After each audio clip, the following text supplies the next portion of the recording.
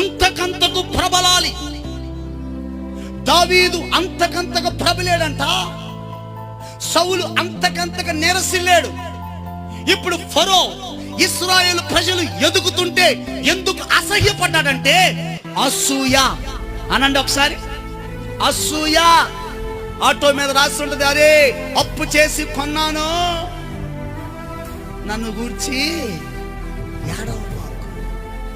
అసూయ. ఒకలాంటి ద్వేషం మనుషులకు ఎందుకు వచ్చిందంటే అసూయ. ఓ బండి కొను, రేపే కొను, అసలు రేపు కొన్ని నెరవేర్పు పండుగ స్థలానికి తీసుకొనిరా. ఈరోజు నీతో వచ్చిన వల్ల అబ్బో నువ్వే పెద్ద కొన్నావని బండి, కొత్త బండి, మేము రావలేపో. అసూయ. కొత్త చీర కట్టుకుంటే అసూయ, కొత్త వస్తువు కట్టుకుంటే అసూయ, నలుగురు జనాలు ఎక్కువ వస్తే అసూయ.